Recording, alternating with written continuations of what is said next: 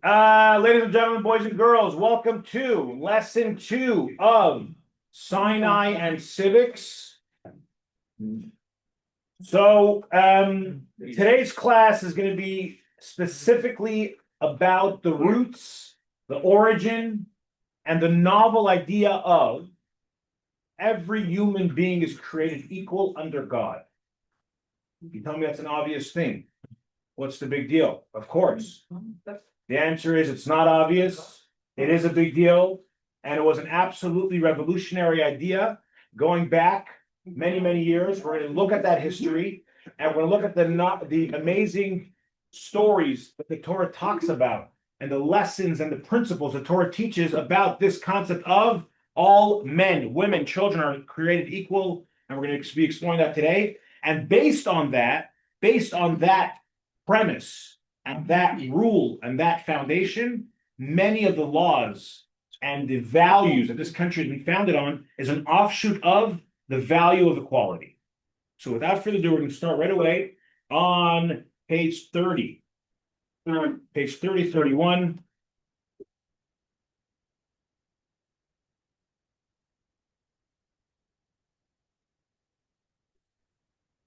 Okay, as we always like to do, we start with Robbie on the left here.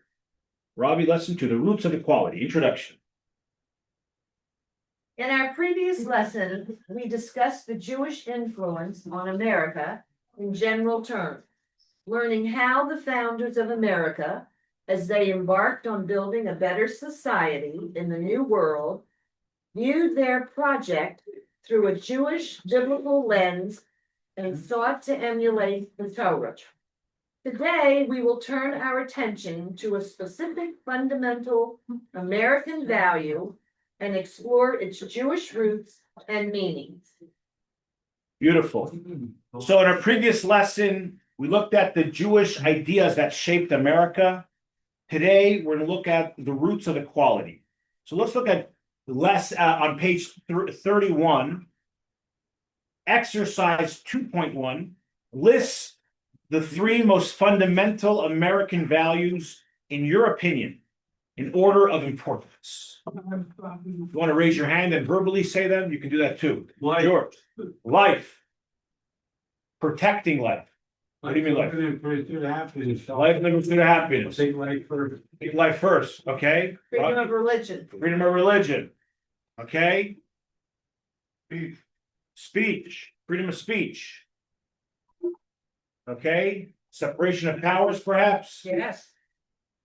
So what we're going to attempt to do here is going to attempt to trace back some of these fundamental ideas and how they stem from this concept of equality. So just a little bit of the history. In the mid-1770s, there was tension between the American colonies and the British. And it reached a boiling point when the British imposed taxes on the colonies. The parliament felt alienated and they felt dependent to the point that in 1776, they were no longer possible to be connected to Britain, and there was a declaration of independence, and a committee was formed, and they tasked Thomas Jefferson to draft the Declaration of Independence. We all know this already. So we're going to see how from the document, let's start analyzing some of the document. Let's see text number 1. Joan, please. Text 1. Created equal. United States Declaration of Independence, 1776. We hold these truths to be self-evident that all men are created equal, that they are endowed by their Creator with certain unalienable rights, that amongst these are life, liberty, and the pursuit of happiness. So equality is the foundational premise to what we said earlier. George, you said, and some others, life, liberty, and the pursuit of happiness. So where does this come from? It has to come from the value of equality.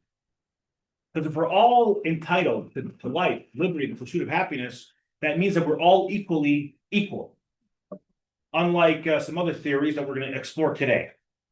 So it sounds good today in our world, but equality, zooming back in time, was a radical idea. The idea that everyone is equal is a radical concept.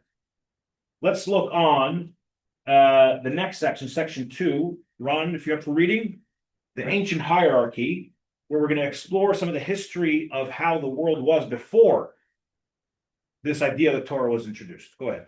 The starting point for our analysis of the history of the concept of equality is ancient Greece, a civilization that provided much of the intellectual architecture for Western thought in fields like logic, art, and politics. The most prominent philosophers of that era, whose ideas would shape intellectual history for centuries, held a view of humanity that is starkly different from our modern sensibility. They did not perceive society as a community of equals, but rather as a rigidly stratified system, a natural pyramid of human value. So we'll begin with the ancient Greece, probably one of the major sources of Western ideas, right? Reason, art, culture. This came from ancient Greece, but yet, if we look at Plato, and Plato has, if you look at his in text number 2, the myth of the metals, it's pretty evident that equality was not a value or something that was common in that society. Dale, can I ask you to read text 2, Sure. please? The myth of the metals. All of you in the city are brothers, but the God who made you mixed some gold into those who are adequately equipped to rule because they are most valuable.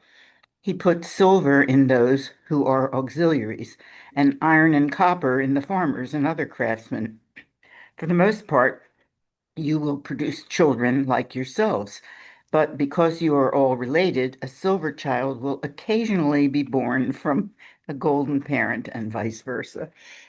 There you go. Okay. Sounds pretty good, no? Imagine living in that society where you have the ancient Greece saw it as literally a pyramid. There were people, you were born in a certain class, and there was nothing you can do to upgrade your status, and probably not even to downgrade your status.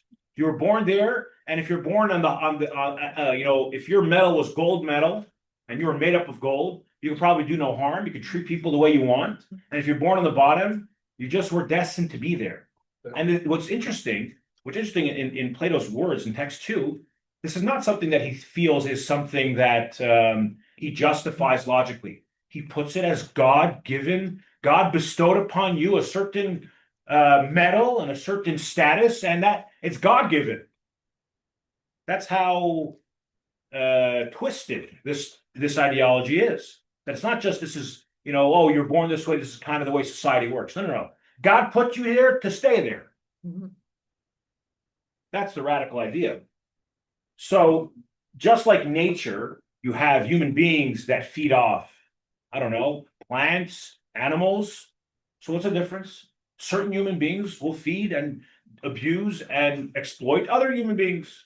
Now, let me just, obviously, Torah doesn't see that as a problem. We're not going to go down that route right now, but this was the same idea.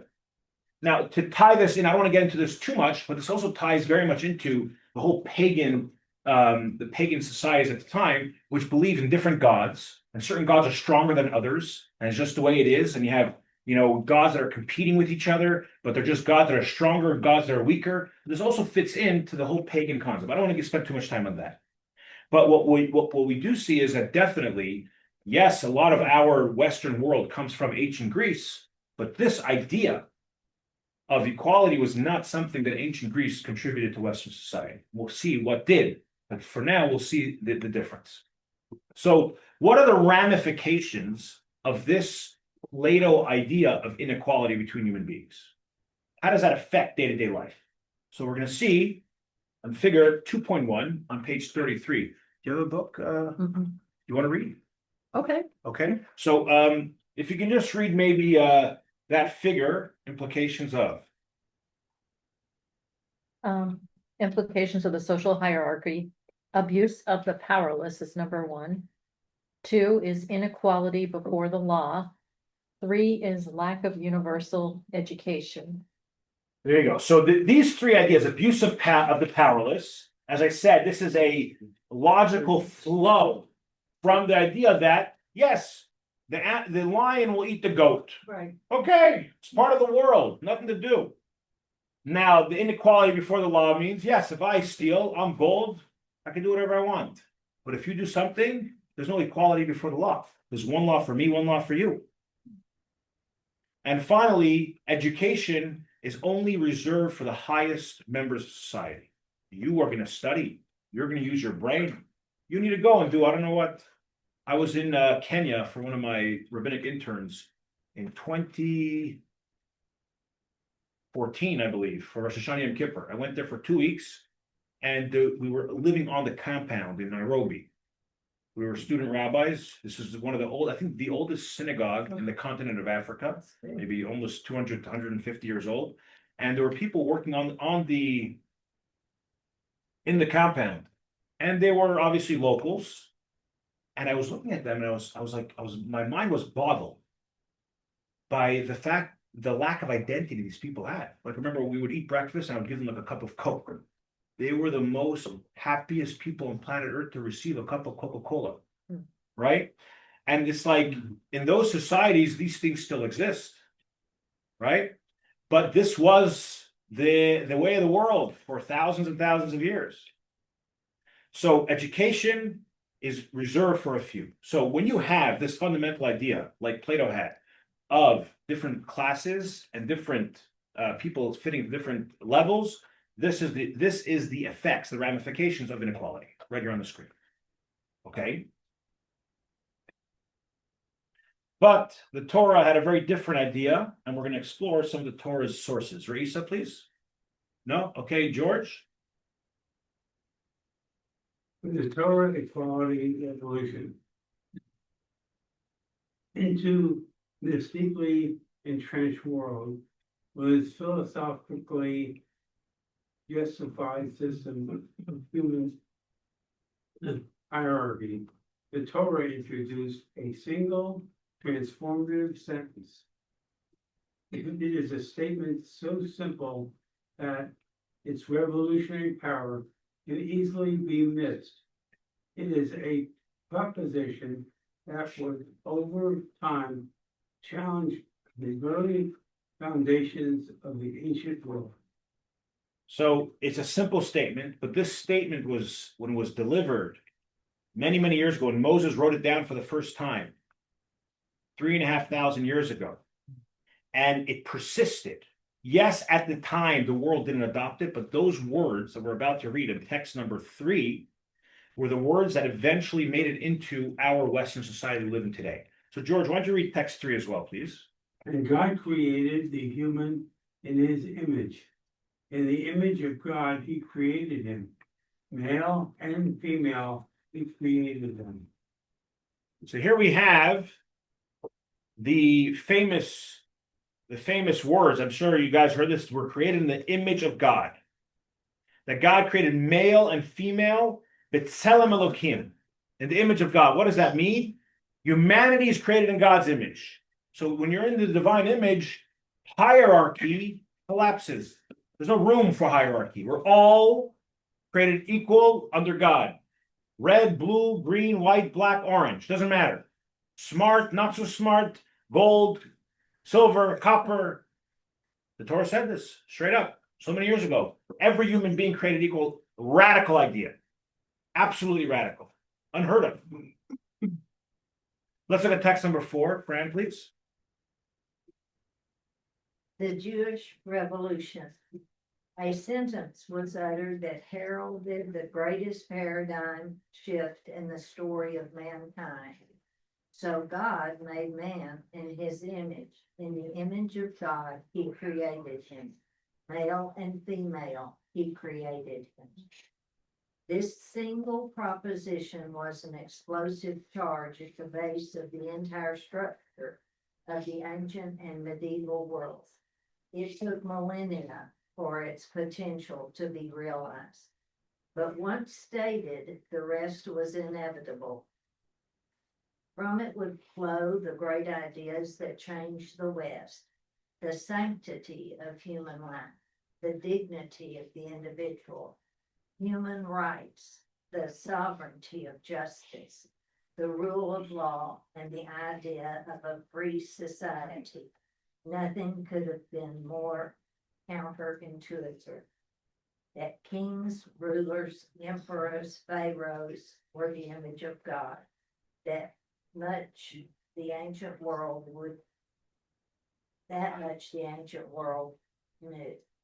But that we all are, that was revolutionary. There you go. That last sentence there. The fact that the pharaohs and the kings of the time were God-given, had all the power, made sense. And they were perfectly fine with that, the ancient world, that this was the powerful, and this was the ones that were created, they had all the power. But Judaism came and said, what? Every human being, king and servant, is created equally in the image of God. Revolutionary, wild, crazy idea. And yet the Torah said it, and it was persistent about it. But it didn't take off till much later. And these was absolutely the seeds of Western civilization. We're going to explore that as we keep on going here. So, is there an issue, if we were to say, is there tension right now between equality and uniqueness? If we're all created equal under God, where's the wiggle room for uniqueness, our own unique fingerprint and stamp on this world? In Judaism? In this idea, as we're going through this idea, we're trying to stress so hard on equality. Doesn't matter who, what, when. Does that challenge uniqueness? Because each person has their own individual soul. Okay. So that makes us still equal, but different in the sense that like each person has purpose. Some people are more equal than others. No, I'm joking. No. Okay. No, it's not, but each person has Yeah. like. A mission. A mission. Yeah, Oh. everyone's mission is different. Everyone's mission is different. Okay, Mike, you're shaking your head no? No, certainly everybody's mission is different, but equality and it here is defined in a very particular way. Mhm. Equality before God. Equality in God's image means something very specific, and it doesn't have to do with other aspects of being human. We are different in our ways that we are human, but because we are human, we are equally in God's image. I mean, I don't see that there's a problem. I don't see that Okay. there's that tension that you said. Okay, agreed? That's well put. Well The put. individuality of each person is unique, but we're all human, created by Which God. is what I think, that's why when you Mission, talk about the mission and you talk about creation, they're okay together. okay, What I'm having a problem with yes, is that it didn't play out like that in biblical times, nor does it today in toto, because we started the country with blacks, oh, we're gonna women. get to that at the. Okay, all right. But, Get you that know, at the end. but even in biblical times, you made rules that said, well, time-based mitzvahs, the women don't do, and they're, okay. We're gonna get to that. We're Okay, gonna get to goodbye. that. I don't want We're to. gonna get to that. Yeah, okay. So let's first go into the way human beings were created. If you remember, I don't know if you remember back in Genesis, if you look at different creations were created in pairs. God didn't create one tree. He created trees. He created fish. He created animals. But who was created single? Human beings. Adam. Now, there's commentators say he was a male, males first. Well, there's commentators that talk about this and say that he was actually made up of Two. both, and then it was a split later. But there's a very fundamental difference and fundamental idea going to be conveyed by the fact that a human being was created uniquely one individual. Let's look at text number 5, the Mishnah. The Mishnah discusses the reason why, when God created the human beings, he created one human being. Judy, please. Single Adam. Initially, only one human being was created. One to teach us that one who destroys a single life is considered to have destroyed the entire world. And one who saves a single life is considered to have saved the entire world.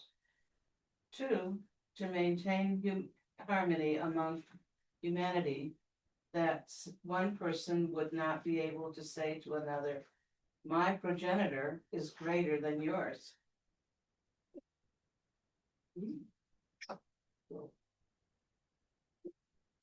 Three. So that heretics should not say that there are many gods, each creating its own line of humanity.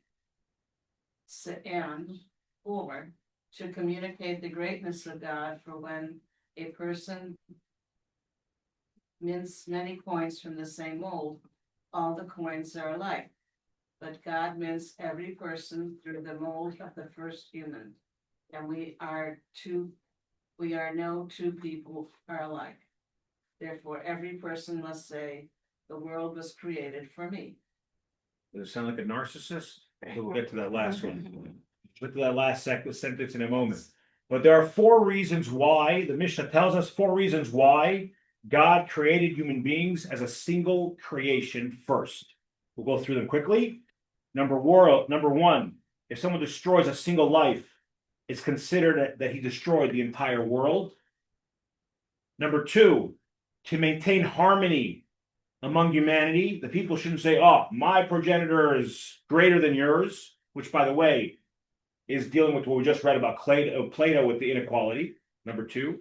Number 3, so that heretics should not say that there are many gods, each creating their own line of humanity. No. There was one humanity that was created. And 4th, to communicate the greatness of God, that we all came from the same mold, same Adam, but everyone's completely different. So let's unpack some of these and see what's going on underneath. So why did God create humanity with a single human being? Number 1, let's create harmony among humanity. We just said, if you save a life, you save the world. This is, by the way, a lot of the Hatzalah. I don't know if you guys have heard the word Hatzalah before, which is like the ambulance services in Israel. They have these words in Hebrew written along the ambulance. You save a life, you save the world. This is how Judaism sees saving a life, rescuing a life, saving a life, etc. And one second, we're gonna get to this in a second. Okay, so this is obviously in complete contrast to what we read earlier about how the ancient world worked. Let's see the ramifications of equality. We said earlier the ramifications of inequality, the fact that there's different classes. What did we say before?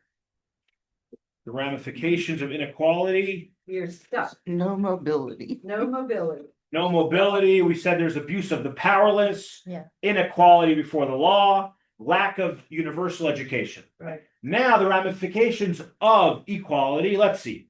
Dan, please. The concept of human equality is not intended to remain a philosophical abstraction. It is designed to be a lived reality, and Judaism therefore enshrines and expresses it in concrete guidance that governs human behavior. Okay, let's do text 6a. We're going to see. Let's do 6a and 6b. Maybe Ken, if you do 6a, 6b. The great Torah principle. You shall love your fellow like yourself, Leviticus. Rabbi Akiva said, this is a great principle in the Torah.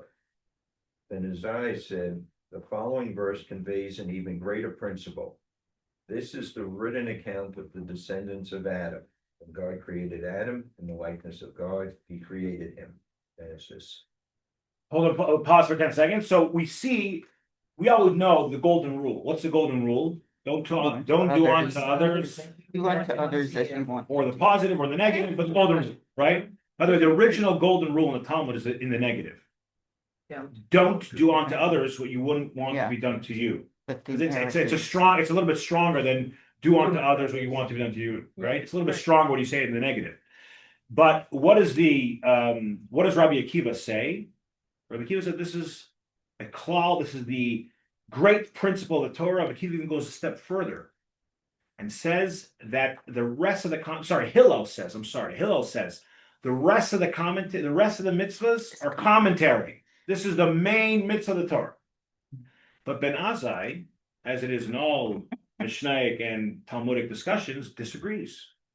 This idea that you should love your fellow as yourself is great, but there's a greater. What's the greater? The next one. What's the next one? Ze Sefer Toldot Adam. This is the written account of the descendants of Adam. When God created Adam in the likeness of God, he created him. Let's see text 6b, analyzing the difference between these two verses and these two principles. Respecting the image. From the first verse, we only learn to love another like yourself. Thus, a person who had been shamed, cursed, victimized by theft, or beaten might think that it is permissible to allow a fellow to be similarly shamed, cursed, or beaten. Therefore, the Torah says, in the likeness of God, he created him. As if to say, who are you shaming? Who are you cursing? The image of God. Thus, this verse is a greater principle than the first. There you go. This is like, if you're going to say the first, do unto others or treat people like you want to be treated. Sometimes people could have a negative view about themselves, or people like to be treated a certain way, but it's not, doesn't mean it applies for the other person. The person has a certain background. You can't do that always to others. So yes, it's great. It's a good baseline, but a stronger one is know that we all come from the same source. Very different idea. We're going to talk about that a little bit more. But what does that mean? We're all from the same source. We all come from Adam. Adam, me, you, we're the same. Could be I accomplish more, I'm here, you're there, but that doesn't make me inherently greater than you. This is the idea. It's a stronger idea. It brings the point home better. So the Torah teaches us the first idea, which is what the ramifications of equality is: human dignity. Torah mandates respect for every human being, period. Okay? You have Rabbi Akiva, you have Ben Azai, you have these two verses that we kind of look at Ben Azai to have be a stronger demonstration of this idea. Okay, the next one is equality under the law. Let's see. 7. Cynthia? No? Okay. Brenda? Equal justice. Do not pervert justice. Do not show partiality to the poor or favoritism to the great. Judge your neighbor fairly. Judge your neighbor fairly. Yeah. So, because we're created b'tselem Elokim, could you read that the paragraph right after that? The equality reaches the world. The strong and persistent Jewish historical emphasis. The strong and persistent Jewish historical emphasis on universal education also grows directly out of the principle of equality. For more on this topic, see the appendix. So let's look at page 55, guys, for a moment. Stephen? Pass. The pass, okay. Mike? No book? Ooh, okay. Bruce? You loan you the book. Good. Oh, nice. Equality. Look at that. We're on Jewish public education. Yes, please. Joshua ben Gamla is remembered favorably, because if not for him, the Torah would have been forgotten. Initially, fathers would teach their children Torah, but orphans had no one to teach them. This continued until Joshua ben Gamla instituted that teachers be installed in every province and town. Children were admitted into school at the age of 6 or 7. Although this enactment was originally geared toward orphans, over the coming decades and centuries, many Jewish children came to benefit from it because their fathers were unable or unwilling to educate them. Hence, the Talmud says that without Yehoshua ben Gamla, the Torah would eventually have been forgotten. Interesting. Everyone has access to a solid education. Equally. That's the idea.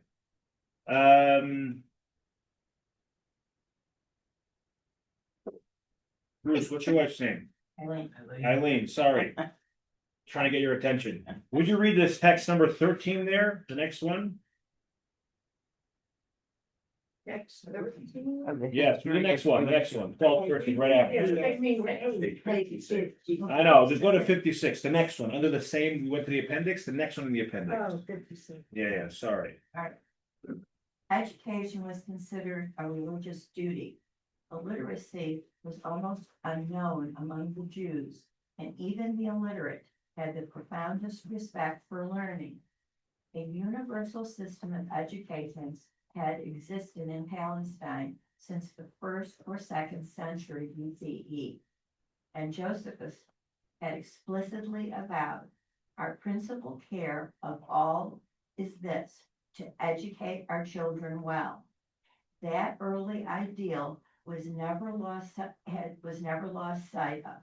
Hence, in the ghetto period, there existed in the smallest Jewish community an education system of a breadth and universality of which the modern state in Europe or America is even now barely equal and certainly not surpassed.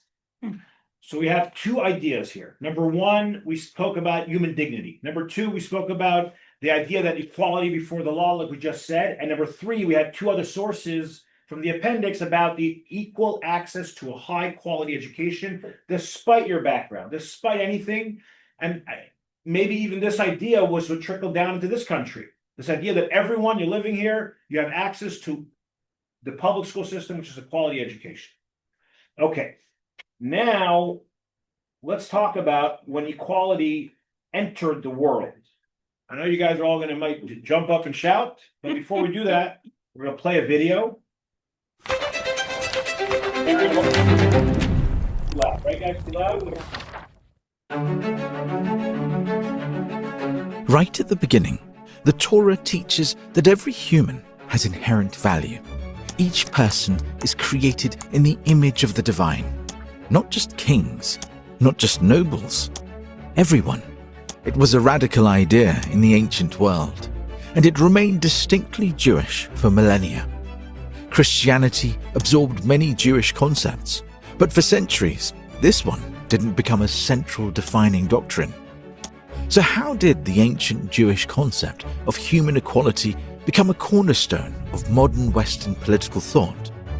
Enter John Locke, the 17th century English philosopher whose foundational work, Two Treatises of Government, challenged the divine right of kings, one of the dominant political theories of his day, which claimed that monarchs derived their authority directly from God and were not accountable to their subjects. To challenge that idea, Locke reached back past centuries of European political thought and drew from the Torah's account of creation. He argued that equality is a natural, unalterable right established by God at the dawn of time.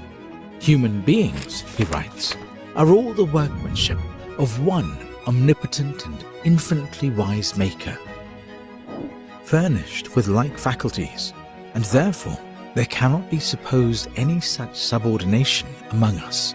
In other words, no person is born with a natural right to rule over another, and from there Locke concludes that no one can be subjected to the political power of another without his own consent. Yechiel Leiter, an American-born Israeli scholar and current Israeli ambassador to the US, has written extensively on John Locke's political philosophy.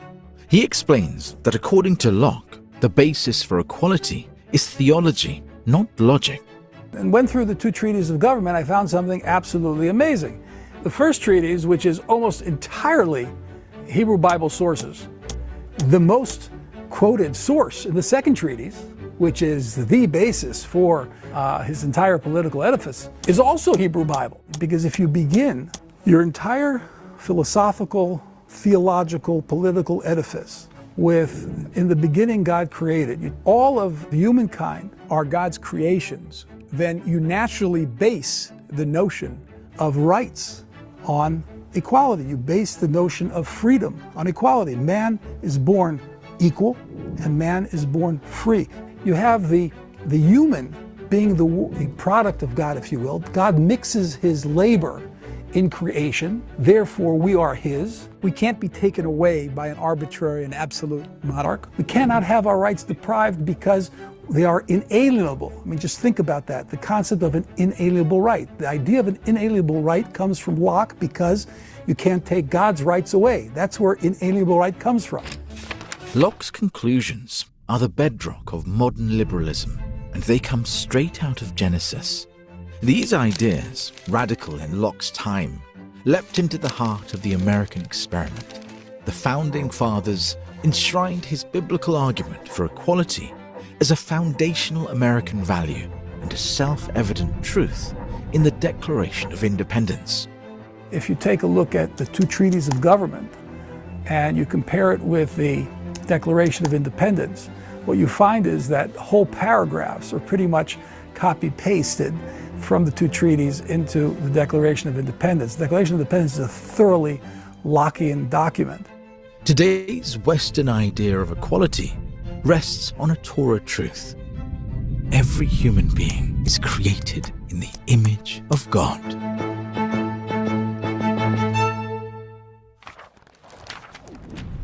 So, yes, this is true. And at the same time, when America was founded, these ideas were not implemented. We know that.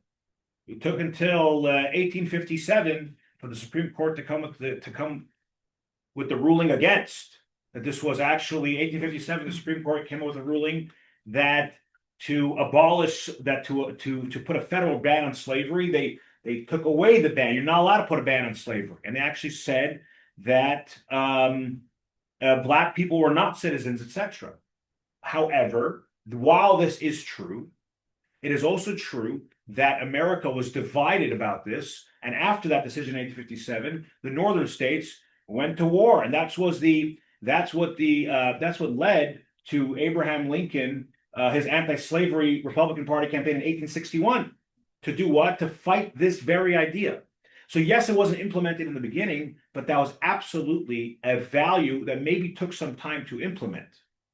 But this was a core Torah value that was brought into the Constitution. Yes. And it was also like the idealist of Jefferson and the Declaration of Independence, that like the ideal was all men are created equal, but in order to keep the Union together, he had originally written a condemnation of slavery into the Declaration of Independence, even though he himself owned slaves. And then he ended up taking it out because the southern states wouldn't have agreed to the Union otherwise. Right. There's a lot of details as politics. I don't want to get into the politics too much, but this idea, which is that we do have today, which we do have to agree this was whether it was implemented fully or not. Revolutionary. It was revolutionary. It was taken from Locke, which was taken from the Torah, which the Declaration of Independence was taken directly from the two treaties. This is an absolute cause and effect to the way we live today. Let's look at text number 9. Gary, you're there. You can read text 9 for all of us. I am here. We hear you loud and clear. Okay. Equality for all, United States Constitution, 14th Amendment, 1868. All persons born or naturalized in the United States are citizens. No state shall make or enforce any law which shall abridge the privileges or immunities of citizens, nor shall any state deprive any person of life, liberty, or prosperity without due process of law, nor deny to any person within its jurisdiction the equal protection of the laws. Property. Yeah. Say what? Oh, property. Yeah. Property. Yeah. So, yes, this is, we have to understand, this is a Torah idea. A to Z, this is a Torah idea. And we see from this on the screen here how one literally led from one to another. So, yes, these are special rights and there's special ideas that are given from the Torah. But I'd like to focus on 3 of them specifically, and we'll talk about them for a second. So, number 1, we said divine image, which means that we are created equal. The equality stems from the fact that we were all created equally by Hashem. Number 1. Number 2, respect individuality. We each have a unique mission in the shared purpose of elevating this world. So we spoke about this earlier. How does it square this idea? Well, it's not a great earth-shattering question, but it's an idea. Yes, we're all created equal, but we do have our uniqueness. Why? Because God is the ultimate ruler of this world. He created each one individually because God don't create any extra things in this world. If you're here, it's for a reason. And so long that you are here, you have a mission on this earth. I have a good friend that says, God's gonna take me one day, but I ain't sure gonna help him. Right? Friend of mine, random guy out there somewhere. He's sitting right here. But what's the point? Point is, yes, God put you so long that you are in this earth. It means by definition that you have a purpose and a mission, a unique purpose and mission. You know, when you go to the screen in the airport, they screen your eyeballs because we each have a unique eyeball, a unique fingerprint, unique look. This is also not only our uniqueness physically, our uniqueness spiritually, and uniqueness in this world. And finally, we have a responsibility. Being created in God's image is more than just a privilege. It's a call to action. What are we going to do about it? Which means we got it. Yes, we're created by God's image. That's why we have a responsibility to behave a certain way. You ever heard of the concept of Kiddush Hashem? You ever heard of this concept of Kiddush Hashem? If you walk around, you have to represent. You got to represent the tribe. Every human being, not just Jews. You got to represent. You're a human being created in God's image. You have to present yourself a certain way as a godly creation. They say this joke on the lighter side. There was a child that goes to his parents, and his parents, his mother believed in God, and his father was an atheist. So he goes to his dad, and he tells Dad, tell me where do I come from? So the dad goes on and starts explaining the theory of evolution.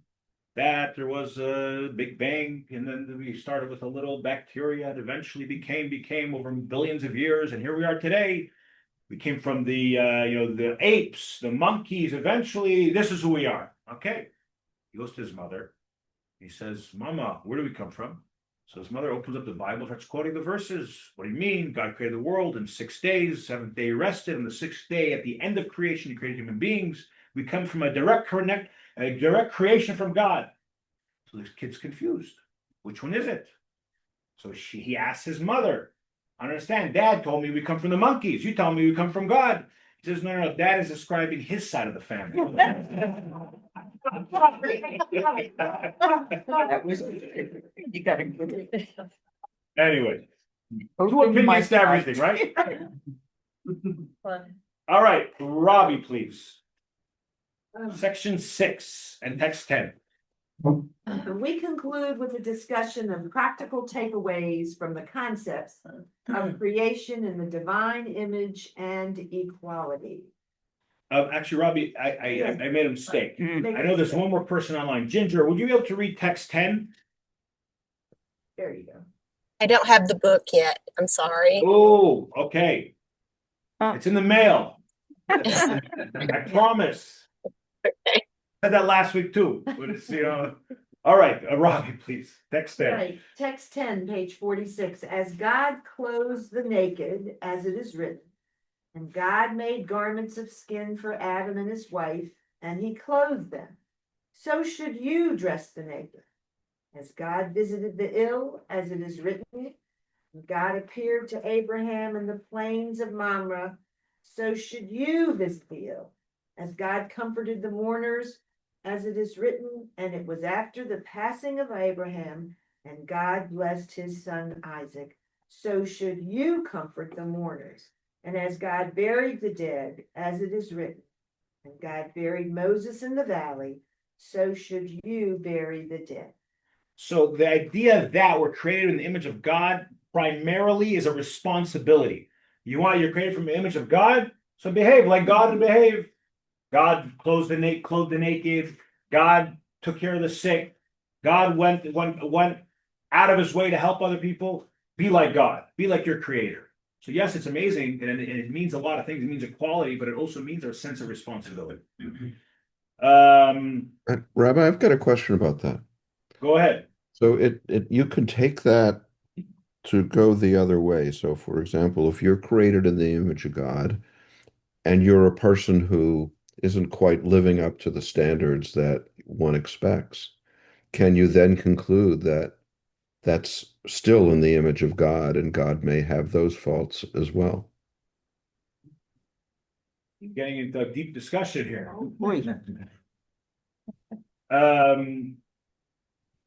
Don't Sorry. Don't use God as an excuse to do all types of things. That's number one. It's very easy to be like, but at the same time, God says you can, well, God in the Bible changed course and was convinced of. was of the convinced thing. Yeah, otherwise. so I think the idea is that you could think that God is by nature a just God. God by nature has, he just says, Teva ha'tov laheitiv, which means that God's nature is to do good. I mean, that's the idea. We got to do good. Now, if you're going to say, hey, I have the ability to do no good, and therefore this maybe it also comes from God. Well, God also gave you free will, and you can take whatever you can do whatever you want with your free will. You can go and harm and steal and do whatever you want, but pick the good parts. The fact, by the way, there's another idea, which is that this idea that we have free choice is a fundamental Jewish idea. Free choice, real free choice, is a fundamental Jewish idea. To the point that there is no reward and punishment if there's no free choice. For reward and punishment to exist, free choice has to exist. Because if you don't have free choice, you can't get punished if you don't have free choice. But what is free choice? Free choice means only human beings have it. Animals don't have it, only human beings have it. Free choice means that even if my nature is one thing, I can choose something else. Even though everything around me is pointing me one direction, I have the ability to choose something else. That is a God-given gift to us, to human beings specifically. Because God could choose without being influenced, right? So too we can choose without being influenced. It doesn't mean that every decision we make is without influence. But we have to know that at all times we could make decisions that are all influenced, even if we are so dying to choose this thing, like the piece of cake or whatever it is, or anything in life. You're so wanting one thing, but you have the ability to choose something else. And that's a God-given gift. So yeah. Yes, Dan. What about that? You say animals can't, but if an animal's going after prey and then all of a sudden decides that it's not worth it, it turns around and leaves. Right. So animals have instinct, but animals cannot choose something against their instinct, according to Jewish philosophy. That means they have choice. They could choose this animal or that animal, but they can't go against their nature. Human beings could. If my nature is to not give tzedakah because I have a hard time giving money, I could force myself to change.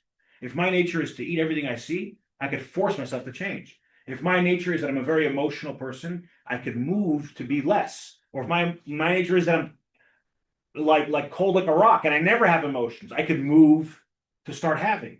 We have the ability to change against our nature. Animals don't. That's the idea. It's interesting that animals, you say, came by two and we were one, that they generally, from centuries, look the same. A giraffe, you get an image in your mind. Yeah. But a human, change. it's kind of incredible that no two faces are alike, which sort of makes you grasp better the concept of, everybody's different, but yet look inside to the sameness is in. Yeah. It's just However, weird. no two zebras have the same stripe. No, Right. I get that, but just this They is say like amazing. amazing. These two Chassids sitting on a plane with the Oh. two with the big, hats and Hats. the strimal and the beard and the black and white. And one leads to another, leads over to the other one and says, all those people without beards, they all look the same.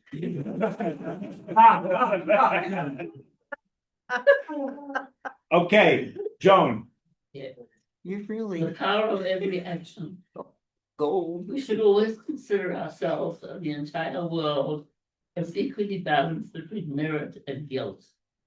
If we perform one transgression, we may tip our personal balance and that of the entire world to the side of guilt, and we bring destruction upon everyone. Conversely, if we perform one mitzvah, we may tip our balance and that of the entire world to the side of merit, bringing deliverance and salvation to all. This dynamic is reflected in the verse, "A righteous person is the foundation of the world." Proverbs 10, verse 25. Meaning that a person who acts righteously tips the balance of the entire world and saves it. Beautiful. Okay. This is the idea that Rambam says that the world, every mitzvah we do adds a brick to the scale of the positive. So the world has a scale, positive and negative, mitzvahs and the opposite, and sins, good things and bad things.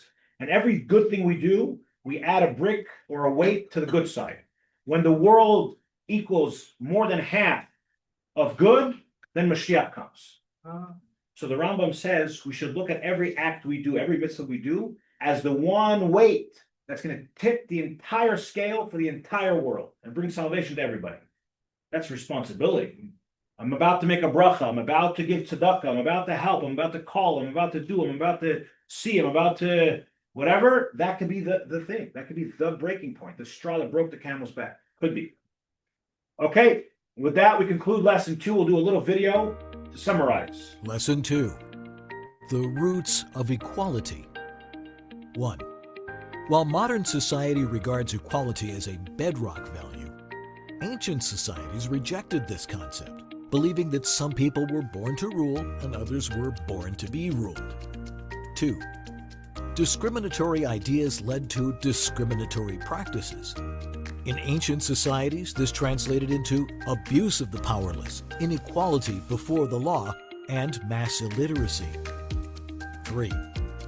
The Torah teaches that every person was created in the divine image. This translates into 2 teachings. A, we are all equal, and B, no person is redundant. 4. As a consequence of this teaching, Jewish law, A, prohibits abuse, B, mandates equality before the law, and C, guarantees education for all. 5. The ancient Jewish idea of human equality entered mainstream Western discourse through the political philosophy of John Locke. Locke used the Torah's teachings on creation and human nature to argue that human equality is a God-given right that cannot be changed by any human king or government. 6. As they rebelled against the oppressive English monarchy, the founding fathers of the United States drew heavily on Locke's presentation of the biblical concept of equality and established it as a fundamental American value. 7. When we hold to ideals that are pure and uncompromised, even if we don't fully live up to them in the present, we can trust that they will continue to lift us. In time, we will grow and express these ideals more fully in our actions. 8. Being created in God's image is not just a great privilege that endows us with rights. It is also a profound duty that generates immense responsibilities to make our world a more godly place, a divine home. Next week, we're going to discuss, next lesson, which is going to be in 3 weeks, we're going to discuss In God We Trust, how it made it onto the money of the United States, the idea of the American dream, which is associated with homeownership a little, yes or no? Yeah. It's like a cornerstone of the American dream that you could have a homeownership, how that made it into American society, and we're going to track that down. So thank you very much for joining us.